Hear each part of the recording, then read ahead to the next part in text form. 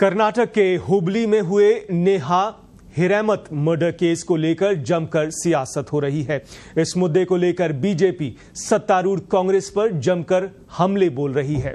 2 दिन पहले ही बीजेपी के राष्ट्रीय अध्यक्ष जेपी नड्डा ने हुबली जाकर पीड़िता परिवार से मुलाकात की थी।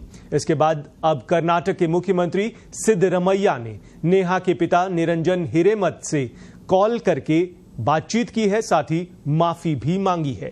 उन्होंने फोन पर उनसे कहा कि इस मामले को लेकर वो बहुत दुखी हैं, वो उनके साथ खड़े हैं। इसके बाद निरंजन ने भी कहा कि उनसे गलती हो गई है, वो सरकार और पुलिस से माफी मांगते हैं। मंगलवार को मुख्यमंत्री सिद्धरमैया ने फोन पर मृतका के पिता से बातचीत की। उन्होंने कहा कि निरंजन, मुझे बहुत खेद है, हम हमेशा आपके पक्ष में ही रहेंगे। ये एक गंभीर अपराध है। एक विशेष अदालत स्थापित करके हम आरोपी के लिए सख्त से सख्त सजा सुनिश्चित करेंगे। दरअसल पहले सिद्धरमैया ने इस मामले को आपसी रंजिश बताया था। उन्होंने लव जिहाद से इनकार किया था। वहीं बीजेपी शुरू से ही इसे लव जिहाद का मामला बता रही है। इसे लेकर सूबे में कई जगहों पर धरने प्रदर्शन हो रहे हैं। इतना ही नहीं, कई हिंदूवादी संगठनों ने भी नेहा के पिता से मुलाकात की है। नेहा हिरेमत के पिता निरंजन हिरेमत हुबली धारवाड़ नगर निगम के कांग्रेस पार्षद भी हैं।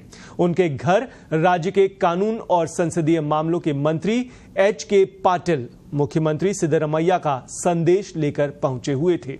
उन्होंने ही अपने फोन से निरंजन और सीएम सिद्धरमैया की बात करवाई।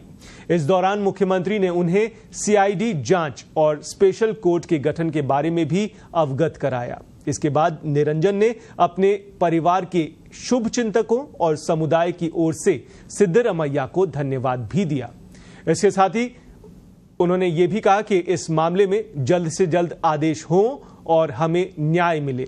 इसका जवाब देते हुए सिद्धरमैया ने कहा कि हम इसे जल्द से जल्द सुनिश्चित करेंगे। मुख्यमंत्री से बातचीत के बाद निरंजन हिरेमत सरकार, कांग्रेस नेताओं और पुलिस से उनके खिलाफ अपनी टिप्पणियों के लिए माफी मांगी और कहा कि जानकारी की कमी की वजह से ये टिप्पणियां हो गई थीं। उन्होंने ये भी कहा कि मैं अपनी बेटी की मौत पर शोक मना रहा था। मुझे मेरी पार्टी के नेताओं द्वारा सरकार को घटना के तथ्यों से अवगत कराने के प्रयासों के बारे में पता चला है। सरकार ने भी तुरंत इस पर प्रतिक्रिया दे दी है। मैंने इस बात पर नाराजगी जताई थी कि वे यानी सरकार कुछ भी नहीं कर रही है।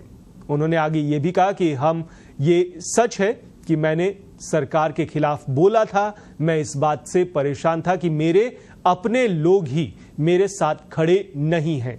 किसी को भी ऐसा नहीं करना चाहिए। हालांकि बेटी के अंतिम संस्कार के बाद मुझे पता चला कि इस मामले में सरकार और पुलिस उचित कदम उठा रही है। इस मामले की निष्पक्ष जांच की जा रही है। ऐसे में एक कांग्रेस कार्यकर्ता होने के नाते अगर मैंने कुछ भी गलत कहा है तो मैं इसके लिए माफी मांगता हूं।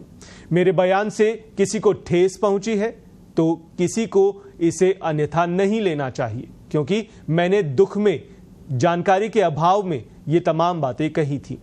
इसके साथ ही निरंजन हिरेमत ने यह भी अनुरोध किया कि अगर ऐसी घटनाओं से निपटने के लिए सरकार कोई सख्त कानून लाती है तो उसका नाम उनकी बेटी नेहा हिरेमत के नाम पर ही रखा जाए। उन्होंने आगे ये भी कहा कि ये मेरा व्यक्तिगत अनुरोध है कि सरकार ऐसे जघन्य घटनाओं और अपराध को रोकने के लिए सख्त से सख्त कानून लेकर आए। इसके साथ ही हो सके तो उस कानून को मेरी बेटी के नाम पर ही रखा जाए।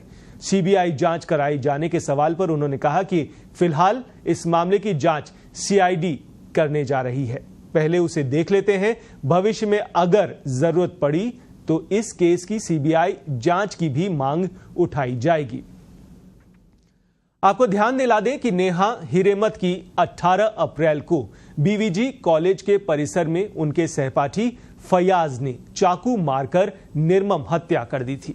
उसके बाद आरोपी फयाज मौके से भागने की कोशिश कर रहा था, लेकिन कॉलेज के ही लोगों ने उसे पकड़कर पुलिस के हवाले कर दिया। नेहा एमएससी प्रथम वर्ष की छात्रा थी। फैयाज पहले उसके साथ ही पढ़ता था। दोनों कभी एक दूसरे के दोस्त हुआ करते थे। इस वारदात के बाद फैयाज की मां मुमताज ने लोगों से माफी मांगी है और अपने बेटे के लिए सख्त से सख्त सजा देने की बात कही है। उन्होंने कहा था कि मैं अपने बेटे की ओर से कर्नाटक के लोगों से माफी मांगती हूं।